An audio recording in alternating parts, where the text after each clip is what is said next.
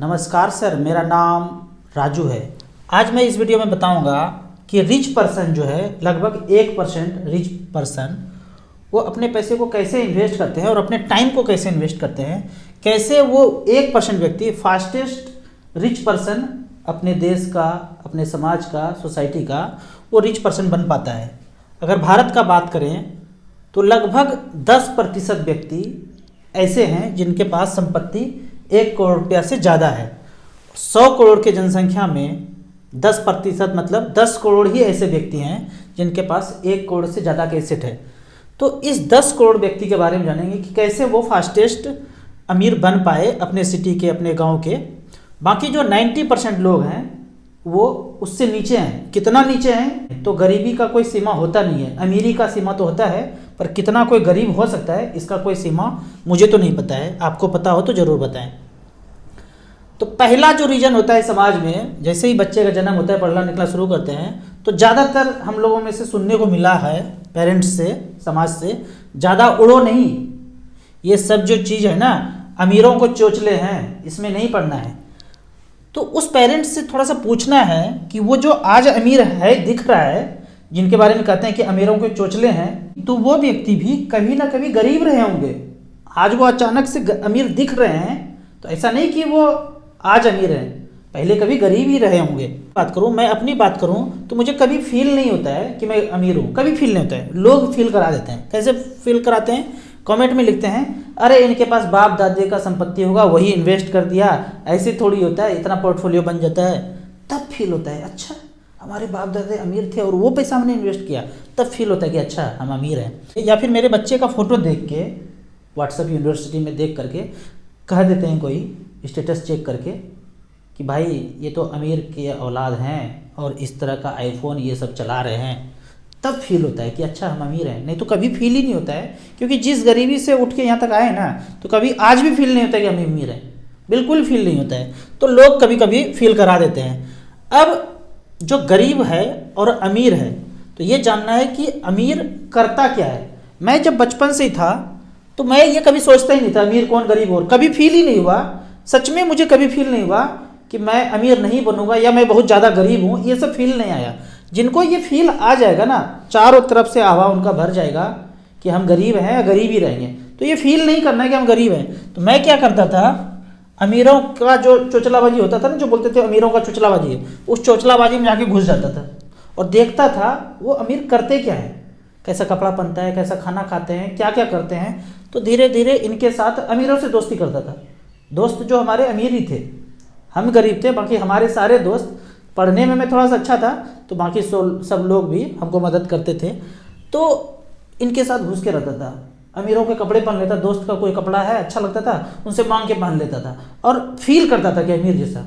ऐसे नहीं कि जो कपड़ा है ऐसे पहन लिया, नहीं है कोई बात नहीं, दोस्तों का कपड़ा लेके पहन लिया, खूब पहना हूँ और खूब मजे किया है। कभी ये फील नहीं हुआ कि दूसरों का कपड़ा है, अरे पहन लिया तो एक बार ये सब भूल गया कि किसका है, नहीं है ना, मिरर देख रहे अच्छा लग रहा है ना, बस हो गया। बहुत बार ऐसा होता था कि ना पेट खाली रहता था और पढ़ने में मज़ा आता था, पर खाली पेट तो भजन होएगा नहीं, बोलते हैं ना भूखे पेट भजन न होए। तो मिठाई की दुकान में चले जाते थे, मात्र 2 रुपया होता था, मात्र 2 रुपया है। तो दुकान इतना बड़ा है, पीछे से आगे तक है, अंदर बैठ के मन भर के पेट भर के खा लिया, समोसा खाना है, जलेबी खाना है, मिठाई खाना है, भरपेट खा लिया। अपने सुल्तानगंज सर का बात कर रहा हूँ, बच्चू साहब की दुकान में उनका बेटा अभी हमारे मित्र हैं, वीडियो देख रहे होंगे, तो खूब खाया, पेट भर के निकलता था बाहर और 2 रुपया का बाहर जाके मूंगफली लेता था, 2 रुपया का। उसके बाद पेमेंट 2 रुपया ही होता था, क्यों 2 ही रुपया पास में था। अंदर भरपेट करके बाहर निकाले और यहाँ से निकलने के बाद 3-4 दिन तक मगन होके पढ़ते थे। फिर जब पढ़ाई से बोर हो जाते थे तो हमारे घर के सामने झाल मुड़ी था, वहाँ जाके चुपके से भीड़ में खाते थे, खा के निकल जाते थे। फिर मन भर गया, फिर पढ़ाई में लग गए। तो इस तरह से चलता आया। ये कहना ना अमीरों को चोचलाबाजी है, एकदम देखना है, फील करना है, उसके साथ रहना है कि भाई ये करता क्या है। बचपन से कोई अमीर नहीं था, पीछे ट्रैक रिकॉर्ड करेंगे तो पता चलेगा उनके बाप दादा गरीब ही थे, तो उन्होंने कुछ ऐसा किया मिलीनियर के तरह, तब जाके वो अमीर बन गए। अब गाँव में एक चीज़ होता था कि 2 जगह शादी है, आज ही जो है रात में 2 जगह शादी है, तो डिसाइड करते थे 3-4 दोस्त मिल करके कि भाई अमीरों का शादी कौन सा है, ये अमीर वाला है, ये थोड़ा गरीब का है, तो अमीरों वाला शादी में घुस जाते थे। वो 3 इडियट जैसा वहाँ घुस के खा पी के बाहर निकल जाते, फिर मन भर गया, फिर 4-5 दिन पढ़ाई में लग गए। तो इस तरह से करके अमीरों का चोचलाबाजी में घुसना है, ऊपर ऊपर नहीं बोलना है। अब एक कहानी है इस पे, बोलते हैं ना, लोमड़ी ने अंगूर पे छलांग लगाया, अंगूर हाथ में नहीं आया तो बोल दिया अंगूर खट्टे हैं। पर ये कहानी थोड़ा सा अधूरा है, इसको पूरा करते हैं।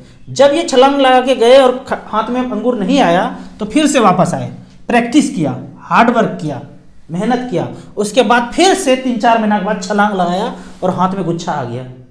उसके बाद टेस्ट किया, टेस्ट करने के बाद पता चला सच में अंगूर खट्टा है। अब जो है ना, पहले बोल देना, टेस्ट नहीं करने के बगैर बोल देना कि अंगूर खट्टा था, तो उनका कॉन्फिडेंस, और खाने के बाद बोल देना है कि अंगूर खट्टे नहीं है, उनका कॉन्फिडेंस, दोनों में जमीन आसमान का अंतर होगा। ठीक उसी तरह जिनके पास पैसे नहीं हैं और ये कह दे अरे पैसा का क्या करना है, उनका कॉन्फिडेंस, और जिनके पास पैसा है अब ये बोल दे कि अरे पैसा का कुछ नहीं करना है। आप देखेंगे बुद्ध और महावीर राजा के बेटे थे, उन्होंने को ऐसा फील होगा कि ये सब में कुछ नहीं रखा है, ये संपत्ति, धन दौलत, राजा प्रजा, इसमें कुछ भी नहीं रखा हुआ है, और बाहर निकल गए। अमीर थे तो बाहर निकल गए, गरीब रहते तो वहीं पे धन में, वैभव में उलझे रहते। सब कुछ देख लिया तब जाके निर्वाण की प्राप्ति के लिए, सत्य की खोज के लिए निकले। बड़े बुजुर्ग बोलते हैं कि तेते पांव पसारिए जेते लंबी सोड़। यहाँ पे भी थोड़ा सा अधूरा है। अगर सोल मतलब चादर छोटा है तो तरकीब निकालेंगे, मेहनत करेंगे, दिमाग लगाएंगे कि नया चादर, बड़ा चादर कैसे खरीदा जाए। फिर आज के जनरेशन में एक चीज़ सुनने के लिए बहुत मिलता है, मुझे जल्दी अमीर बनना है। ये जो सेंटेंस है ना, एकदम बकवास है। जल्दी अमीर बनना है। आप धन की देवी का नियम सुनेंगे ना, धन की देवी लक्ष्मी माता, उनका नियम सुनेंगे तो धन एक ऐसा चीज़ है ना, इनकी देवी ऐसा चीज़ है कि जो इनके तरफ नहीं देखते हैं, इनसे दूर रहते हैं, उन्हीं के पीछे ये जाते हैं। ठीक उसी तरह कोई लड़की को आप जिसके पीछे जा रहे हैं तो आपको इग्नोर करेंगे, उनको इग्नोर करना छोड़ दीजिए तो पता चलता है वो आपके पीछे भाग रहे हैं। उसी तरह से धन के तरफ नहीं जाना है, उनके बारे में सोचना भी नहीं है, बस मेहनत करते जाना है। धन आपके पीछे आते रहेंगे, आते रहेंगे। तो ये कहना कि बहुत जल्दी अमीर बनना है, ऐसा अगर सोचेंगे तो शायद नहीं बन पाएंगे, नहीं सोचेंगे तो शायद बन पाएंगे। अब जो करोड़पति लोग करते क्या है, इसके बारे में मैं किसी किताब में पढ़ा था, पाइपलाइन बनाना है। वो पाइपलाइन क्या है, एक कहानी है, 2 भाई थे और गांव में उनके काफ़ी सारे दोस्त थे। गांव में एक नदी था ऐसे करके, सब लोग गांव के जो है पानी भरने के लिए वहाँ जाते थे, बकेट से जाते थे, पानी खत्म हुआ फिर से जाते थे। तो एक दिन में 3-4 बार चले जाते थे, रोज़ जाना ही पड़ता था, पानी भर के लाना पड़ता था। तो दोनों भाई को एक आइडिया आया कि इतना मेहनत और सब लोग मेहनत कर रहे हैं, तो इस मेहनत से छुटकारा पाना है, ये बहुत हार्ड वर्क है, थोड़ा सा कुछ स्मार्ट वर्क करते हैं। ऐसा करते हैं, नदी में गड्ढा खोद करके एक पाइप लगा देते हैं और पाइप से यहाँ पे नल लगा देंगे गांव में और यहाँ से पानी भरेंगे। ये आइडिया आया, बाकी दोस्तों को बोला। बाकी दोस्तों से जब बात किया अपने आइडिया के बारे में तो सबका यही कहना था बहुत टाइम लगेगा, मेहनत बहुत ज़्यादा होगा, कौन दिमाग लगाए इतना, छोड़ो ये सब, पैसे कहाँ से आएंगे जब हम ये काम करते रहेंगे, जब तुम ये काम करते रहोगे 2 महीना 4 महीना 6 महीना लगेगा, तब तो तुम पैसा भी नहीं कमा पाओगे। अभी तो जाते हो, एक बकेट पानी लाते हो, गांव में किसी को दे देते हो तो 1 रुपया मिल जाता है, तो ऐसा 10 बार करते हो तो 10 रुपया मिल जाता है। जब इसी काम में उलझ जाएंगे तो फिर तो वो पैसा जो 10 रुपया आता है वो भी नहीं आएगा। लेकिन वो दोनों भाई अपने आइडिया पे अडिग रहे और धीरे धीरे करते करते करते करते उन्होंने एक पाइपलाइन बना दिया और अब नल लगा के सारे गांव के लोग यहाँ से पानी भरते हैं। और ऐसा करने में सारे गांव के लोग उनको 1-1 रुपया देते हैं और धीरे धीरे धीरे करके वो अमीर बन गए। अभी मैं रिसेंटली जीरकपुर चंडीगढ़ में रह रहा हूँ, यहाँ एक उदाहरण देता हूँ। एक ठेले पे समोसा का दुकान है, बेहतरीन समोसा, ज़बरदस्त टेस्ट। अब यहाँ पे सोसाइटी है, 800 फ्लैट का, 1000 फ्लैट का, 1500 फ्लैट का, आसपास 3-4 सोसाइटी है। अगर ये व्यक्ति किसी तरह से दिमाग लगा के इनके पास समोसा पहुँचा दे तो सच बोल रहा हूँ ये 5 साल में करोड़पति बन जाएंगे। इतना बेहतरीन समोसा बनाते हैं। आसपास में बहुत दुकान है, शोरूम जैसा दुकान मिठाई का, करोड़ों रुपया का प्रॉपर्टी है, लेकिन समोसा ऐसा बनाते हैं ना कि मैं तो कितनी बार खाया हूँ और आधा फेंक दिया हूँ, पर इनका खाते खाते मन ही नहीं भरता है, इतना बेहतरीन समोसा ये बनाते हैं। तो इनको एक आइडिया लगाना है। अगर मैं म्यूचुअल फंड का काम छोड़ दूँ ना, सच में मुझे मन करता है कि इनका समोसा कैसे बनाते हैं, इनको रख करके सारे सोसाइटी में घूम घूम के बिचवा दूँ समोसा। तो इस तरह से ये पाइपलाइन का जुगाड़ होता है कि अपने काम को कैसे डाइवर्सिफाइड कर दें। एक और उदाहरण लेता हूँ। मैं अम्बाला में था 2-3 साल पहले, तो एक बंदा को मैं देखा था काफ़ी स्मार्ट, वही 2 भाई जैसा, गाँव भाई जैसा भाई था कि पाइपलाइन बनाने का आइडिया था उसमें।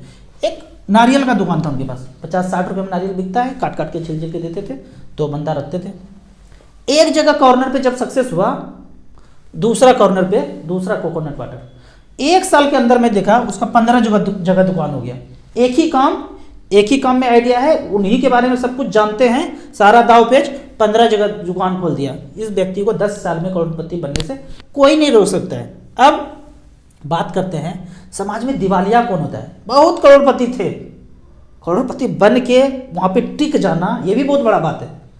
अमीर व्यक्ति वहाँ पर होल्ड नहीं कर पाते हैं और समाज में देखेंगे दिवालिया कर गए। बोलते हैं ना 20 साल पहले तो ये बहुत ज़्यादा अमीर थे, तूती बोलता था, आज गरीब हो गए, दिवालिया कर गए। होता क्या है, एक मिठाई का दुकान है, करोड़ों कमा रहे हैं, बगल में एक कपड़े का दुकान है, ये भी करोड़ों कमा रहे हैं, सारे गांव शहर के लोग इनके पास मिठाई लाने, इनके पास कपड़ा लेने, बेहतरीन दुकान। अब एक दिन हुआ क्या, इस कपड़े वाले ने 1 करोड़ का प्लॉट रजिस्ट्री करा दिया। जैसे ये सुना खबर, मिठाई वाले ने कहा अपने बेटे को, ओ सोनू सुन सुनै छिए कि ये 1 करोड़ के प्लॉट रजिस्ट्री कराए दल के। हाँ सुने तो हम भी हैं। तो एक काम कर बेटा, इसके बगल में 100 गज का प्लॉट बुक कर दिया, और हम भी कपड़ा का दुकान खोल देते हैं। इतना क्या कपड़े की दुकान में जो है इनकम है कि 1 करोड़ का प्लॉट बुक कर लिया, इसने भी खोल दिया। अब जो है ये बंदा मिठाई की दुकान में ना बैठ के कपड़े की दुकान में बैठ रहा है। 3 साल के बाद ऐसा नौबत आया कि अब मिठाई की दुकान पे ग्राहक नहीं आते हैं और कपड़ा की दुकान में भी मक्खी मार रहे हैं।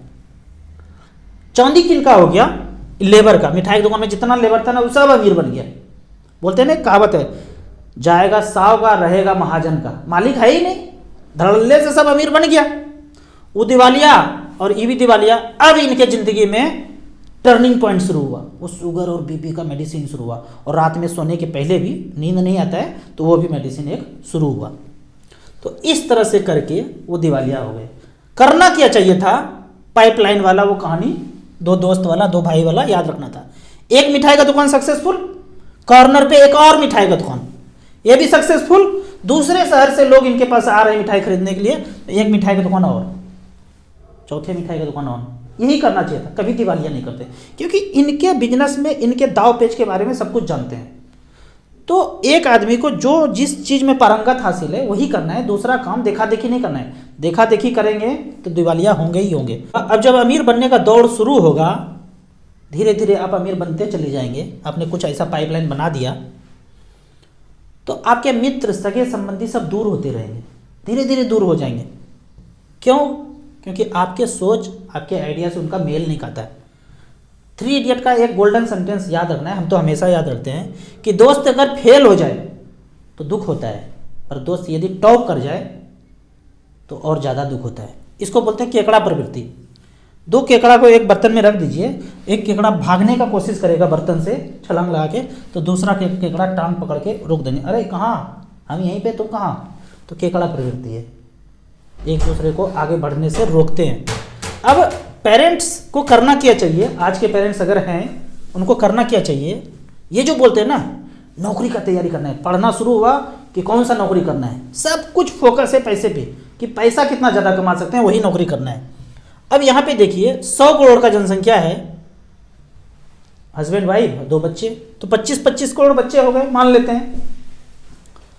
अब इसमें से सबसे ज़्यादा नौकरी जो है 12 से 15 लाख रेलवे में, 15 लाख मान लेता हूँ। अब ऐसा 10 ऑर्गेनाइजेशन मान लेता हूँ, तो 15 लाख इंटू 10, 1.5 करोड़ नौकरी है। और बच्चे कितना है, 50 करोड़। 50 करोड़ भी नहीं मानता हूँ, कुछ बूढ़े हो गए, कुछ काम नहीं कर रहे हैं, जो भी 20 करोड़ है काम नौकरी पाने वाले का दौड़ में जो लगे हैं 20 करोड़ है। 20 करोड़ में से 1.5 करोड़ जो है नौकरी लगना है, इतना ही वैकेंसी है। तो 18.5 करोड़ जो बच्चे हैं वो कहाँ जाएंगे। तो प्रोबेबिलिटी देखेंगे ना तो 10 में से 1 मान लेता हूँ, हालांकि इतना नहीं है लेकिन मान लेता हूँ 10 में से 1 का नौकरी लगता है, 9 का नहीं लगता है। तो आप अभी सोच के बताइए, जिस गांव में, जिस शहर में, जिस परिवार में है, किसका हो नौकरी और किसका ना हो। कंपटीशन किससे है? अपने मित्र से, अपने दोस्त से, अपने भाई से। तो इसलिए मैं कहता हूँ नौकरी की तैयारी जो कर रहे हैं उसको काट दीजिए, करना ही नहीं नौकरी, कोई भी नौकरी नहीं करना है। और जहाँ तो बोलते हैं सरकारी ही चाहिए। पढ़ाई के बाद ये नहीं कि नौकरी नहीं करना है, पढ़ाई के बाद 4-5 साल नौकरी करना है, पर वो नौकरी होगा ट्रेनिंग की तरह, प्रैक्टिस की तरह। हमको किस चीज़ में मन लगता है हम उस चीज़ में नौकरी करेंगे, 4-5 साल के लिए प्रैक्टिस करेंगे और ऐसा ध्येय रखेंगे, दिमाग में ऐसा उद्देश्य रखेंगे कि हमको सब कुछ जब पारंगत हासिल कर लेंगे तो 10 लोगों को नौकरी देंगे।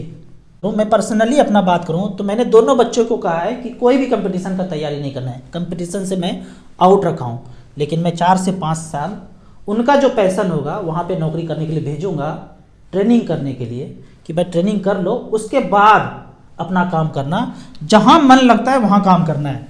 तो जितने भी लोग हैं ना यहाँ पे, teacher, doctor, engineer, bank PO, जो भी नौकरी करते हैं, डॉक्टर तो सबको बनना है, इंजीनियर तो सबको बनना ही बनना है, और सरकारी ठप्पा भी चाहिए। Safe, safer, safest. जिंदगी में सेफ, सेफर, सेफेस्ट सिर्फ म्यूचुअल फंड और इन्वेस्टमेंट में नहीं है, हर जगह पे है सेफ, सेफर, सेफेस्ट वाला चाहिए। अब यहाँ पे एक चीज़ बताइए, ये जितने प्रोफेशन है ना, जब तक है तभी तक पैसा आएगा। 6 महीना बीमार हो जाए तो पैसे नहीं आएंगे, ये प्रोफेशन ऐसा है। इससे अच्छा तो मैं उस बिजनेसमैन को मानता हूँ जहाँ 20 साल 25 साल मेहनत करके एक दुकान चला लिया, उनके बच्चे अगर पढ़ने में मन नहीं भी लगता है तो दुकान पे आके बैठेंगे और मालिक बन के 1 करोड़ रुपया सालाना का टर्नओवर हो रहा है। लेकिन इस प्रोफेशन के साथ ऐसा नहीं है, बीमार पड़े नेक्स्ट जनरेशन को ट्रांसफ़र नहीं कर सकते हैं। काफ़ी सारे डॉक्टर, इंजीनियर मेरे इन्वेस्टर हैं, कहते हैं काम करके थक गया हूँ, काम करने का मन नहीं करता है, पर मजबूरी में काम करना पड़ता है, अब फ्री होना चाहता हूँ। सबका यही कहना है। फिर आप लोगों का यहाँ पे एक क्वेश्चन होगा, सब लोग अपना अपना ही काम करेंगे तो डॉक्टर, इंजीनियर, टीचर ये सब बनेंगे कौन? बनना तब भी है, लेकिन अभी जो फोकस है ना, नौकरी नौकरी नौकरी, इस पर फोकस है सब लोगों का, 90% लोगों का फोकस यही है। बाद में इसको फोकस को चेंज करना है, कंपटीशन समाप्त हो जाए, पैशन के अनुसार। अगर टीचर बनने का मन है, मज़ा आता है पढ़ाने में, तो करना है। आपको लोगों को ठीक करने में मज़ा आता है तभी डॉक्टर बनना है, पैसा छापने के लिए नहीं बनना है कुछ कि पैसा छापना है समाज से। तो पैसा छापते छापते एक दिन थक जाएंगे, उसके बाद ऊपर जाएंगे ना। मज़ेदार कहानी है, आगे बताता हूँ। तो बनना तो सब कुछ है, लेकिन पैशन के अनुसार बनना है। अब ये जो मुट्ठी बंद करके रहते हैं ना कि सब जल्दी से जल्दी पैसा कमा लो, जल्दी से जल्दी पैसा कमा लो, सब कुछ हमारा हो जाए, तो जितनी जोर से मुट्ठी बांधेंगे ना, पहले भी बताया हूँ कि मुट्ठी उतने जल्दी खुल जाएगा, शक्ति पूरा छीन हो जाएगा और जल्दी खुलेगा। और जब एक दिन छोड़ के जाएंगे ना धरती, तो कहते हैं कि जब ऊपर जाते हैं ना तो सारा काम, अच्छा काम, खराब काम नज़रों के सामने एक साथ आ जाता है। जैसे मोबाइल में गैलरी देखते हैं ना, फोटो 10 साल पहले वाला भी फोटो दिख रहा है, 20 साल पहले वाला भी दिख रहा है, सब एक स्क्रीन पे दिख रहा है ऐसे करके। जब ऊपर जाते हैं ना, कहते हैं टाइम जीरो हो जाता है, टाइम जीरो। अब जितने पीछे काम किए हैं सब एक साथ नज़र में आ जाता है। अगर खराब काम ज़्यादा हो गया और अच्छा काम कम है तो मुक्ति नहीं मिलने वाला है। और अच्छा काम अगर ज़्यादा है, इमेज आंखों के सामने मरते समय अच्छा वाला इमेज बन गया कि अच्छा अच्छा काम किए, मुट्ठी खोल खोल के हर जगह बिखेरे हैं, तो मुक्ति होगा ही होगा। तो मुट्ठी बांधना नहीं है, खोलना है। अच्छा काम ज़्यादा करना है, खराब काम कम करना है। अब यहाँ पे मुझे बचपन का एक गेम याद आता है कि गेम इस तरह से एक लकीर खींचा हुआ है और ऐसे करके बॉल फेंकना है। बॉल इस तरह से फेंकना है कि इसके ऊपर बाहर चला गया तो आउट हो गया, और इसके अंदर कहाँ पे आना है वो लिमिट तय करना है कि कितना, जिंदगी में कितना पैसा, वो लिमिट तय करना है। 1 करोड़, 2 करोड़, 5 करोड़, कितना, वो रेखा के अंदर है तो लिमिट तय है, रेखा के बाहर नहीं जाना है, बाहर गए तो आउट हो गए। तो जीवन यापन करने के लिए जितना पैसा है, जितना पैसा चाहिए, उतने तक लिमिट कर लेना है। उसके बाद शांत हो जाना है, स्थिर हो जाना है, वो भाग दौड़ में नहीं लगना है। अब यहाँ पे कोई भी प्रोफेशन हो या कोई भी बिजनेस हो, उस बिजनेस से पैसे जनरेट करते हैं। काम करने के बाद जो खर्च करते हैं, खर्च करने के बाद जो सरप्लस पैसा बचा, उसको आपको इक्विटी म्यूचुअल फंड में इन्वेस्ट करना है। फास्टेस्ट अगर तरीका देखा जाए तो आपने एक तो पाइपलाइन बना लिया या नहीं बनाया, जो भी जॉब कर रहे हैं वहाँ से पैसे बचने के बाद, जो भी पैसे बचते हैं खर्च करने के बाद, उसको आप इक्विटी म्यूचुअल फंड। अब कहेंगे कि इक्विटी क्या होता है, म्यूचुअल फंड क्या होता है। मान लीजिए वो जो कपड़े का दुकान था, एक का तो खूब चल रहा था और दूसरा बंदा दिवालिया कर गया, तो कपड़ा कहीं से तो आ रहा होगा ना, कोई ना कोई फैक्ट्री से आ रहा होगा, कंपनी से आ रहा होगा। मान लीजिए उस कंपनी ने जब शुरू किया था उसको 1000 करोड़ रुपया चाहिए था, 1000 करोड़ इनके पास है नहीं, तो मार्केट से लोगों से पैसा लिया कि भाई पैसा दे दो, कोई 1 लाख, कोई 2 लाख, कोई 10,000, कोई 20,000, कोई 500, कोई 1000, ऐसे करके 1000 करोड़ इनके पास आ गया। इसी को बोलते हैं बॉम्बे स्टॉक एक्सचेंज। वहाँ पे अपना आइडिया लेके जाइए, 10 साल 15 साल का आपके पास एक्सपीरियंस है, आपने एक आइडिया लगाया है और इस तरह से आपको पैसा चाहिए समाज से, देश से, 100 करोड़ चाहिए, 200 करोड़ चाहिए, 1000 करोड़ चाहिए, तो वो शेयर मार्केट आपको इवेल्युएट करके, आपके आइडिया को देख के फंड रेज करके आपको दे सकते हैं आपका बिजनेस चलाने के लिए। इसी को मार्केट बोलते हैं। कोई भी मिठाई का दुकान था, 10 जगह खोलना है, पैसे चाहिए, पर पैसा हम अपना नहीं लगाएंगे, लोगों का लगाएंगे। लोगों से पैसा लिया, लगाया। अब जब लोगों से पैसा लगाया, मिठाई का दुकान ज़्यादा चलने लगा, तो सबको बांटना भी पड़ेगा। शेयर मतलब क्या, हिस्सेदारी, तो वो बांटना पड़ेगा। इसी को बोलते हैं मार्केट। अब यहाँ पे एक लाइव उदाहरण लेते हैं कि 10 लाख रुपया बैलेंस फंड के कैटेगरी में पिछले 12 साल का बात करते हैं, 10 लाख रुपया एक बार रखा और 6,000 रुपया पर मंथ लिया। तो पहला फंड आता है ICC potential equity and debt, 2011 से लेकर 2023 तक, पिछले 12 साल का बात है। 10 लाख रखा और 6,000 रुपया लेना शुरू किया, 8,64,000 ले लिया। बैलेंस बच रहा है 29,76,000। जो खाया और जो बैलेंस बचा दोनों को जोड़ेंगे तो 38,40,000, मतलब 10 लाख का वैल्यू 38,40,000 हुआ। 6,000 रुपया वापस लिए, बाद में बैलेंस 29,76,000 बचा। 14.71% का यहाँ पे रिटर्न है। HDFC हाइब्रिड ने यहाँ पे 10 लाख रुपया रखा, 6,000 रुपया लिया, तो 8,64,000 लेंगे तो उतना ही, टाइम उतना ही है और कांस्टेंट है 6,000 रुपये पर मंथ। बाद में 24 लाख रुपया बचता है। Percentage return 13.34। इस तरह से करके अगर सबसे बॉटम का फंड देखें बैलेंस कैटेगरी में, तो PGIM India hybrid equity 10 lakh रखा, 6,000 रुपया लिया, तो बाद में बैलेंस 9,75,000, थोड़ा कम हो गया। क्यों? क्योंकि रिटर्न इसने 7.34 दिया। अगर 7.5% का रिटर्न मिलता है तो 10 का 10 लाख सुरक्षित रहेगा और 6,000 रुपया लेते रहेंगे। तो कौन कौन से फंड में इन्वेस्ट करना चाहिए, मैं हमेशा बताया हूँ। AUM वाइज 21,000 करोड़, 19,000 करोड़, ये कम है तो इसमें नहीं करना है। 8,000 करोड़, 3,000 करोड़, सबसे कम वाला में देखते हैं AUM कितना है, 223 करोड़, 395 करोड़, तो इसमें नहीं जाना है। अगर वन टाइम का बात करूं कि वन टाइम 14 साल पहले 10 लाख रुपया लगाया था स्मॉल कैप कैटेगरी में, ऐसा है तो यही बना के दे सकता है स्मॉल कैप कैटेगरी। 14 साल पहले से जो शुरू हुआ था फंड DSP स्मॉल कैप 2009 से लेकर 2023 तक 10 लाख का वैल्यू आज हुआ है 2 करोड़ 20 लाख। कौन कौन से लोगों ने 14 साल पहले 10 लाख का प्लॉट फ्लैट खरीदा था तो उसका वैल्यू 2 करोड़ 20 लाख है, और रिडीम करेंगे तो 4 दिन में पैसा अकाउंट में आएगा। हो सकता है 1 करोड़ 1.5 करोड़ का प्लॉट फ्लैट हो, लेकिन ज़रूरत पे बेचने जाएंगे तो मिलेगा ही नहीं, 6 महीना बिकने में लगेगा। तो ज़रूरत आज है, मर आज रहे हैं, पैसा आज चाहिए, 6 महीना के बाद क्या स्वर्ग में मिलेगा? कहाँ लेंगे? चेक काट के ऊपर चल जाएगा, डायरेक्ट क्रेडिट, पता नहीं कैसे करेंगे, हमें तो नहीं समझ में आता है। कोटक स्मॉल कैप 10 लाख का वैल्यू 1 करोड़ 47 लाख, 21% का रिटर्न। सबसे खराब वाला देखते हैं, पिछले 14 साल का बात है। क्वांट स्मॉल कैप 10 लाख का वैल्यू 63 लाख, 14.16। एवरेज रिटर्न देखा जाए तो 19.78% का ये रिटर्न है। तो इस तरह से करके अपने बचे हुए पैसे को आप इन्वेस्ट करेंगे। अमीर लोग कैसे सोचते हैं, कैसे चलना है, कभी अपने मन में ये सोचना ही नहीं है कि हम नहीं कर सकते, हम गरीब हैं। करना है, वो जो किए हैं उनको फॉलो करके उनका आइडिया चुरा भी सकते हैं। वो जो कर रहे हैं उसके पीछे पीछे करके आप भी सक्सेसफुल हो सकते हैं। आपको इसी तरह म्यूचुअल फंड के बारे में और कुछ जानना है, इन्वेस्टमेंट के बारे में जानना है, तो इस नंबर पे मुझे व्हाट्सअप कर सकते हैं। आपको म्यूचुअल फंड में पहली बार इन्वेस्ट करना है तो दिए हुए ऐप में रजिस्ट्रेशन करने के बाद हमसे जुड़ सकते हैं। ऐप का और मेरे सर्विस का लाइफ टाइम कोई चार्ज नहीं है। कुछ भी समझ में नहीं आता है तो मिनिमम 100 रुपया से SIP शुरू कीजिए। जब धीरे धीरे समझ में आ जाएगा फिर ज़्यादा पैसा इन्वेस्ट कीजिए। वीडियो अच्छा लगे तो व्हाट्सएप यूनिवर्सिटी में दोस्तों के बीच इसे ज़रूर शेयर करें। यूट्यूब पे देख रहे हैं तो लाइक एंड शेयर जरूर करें। Thank you so much.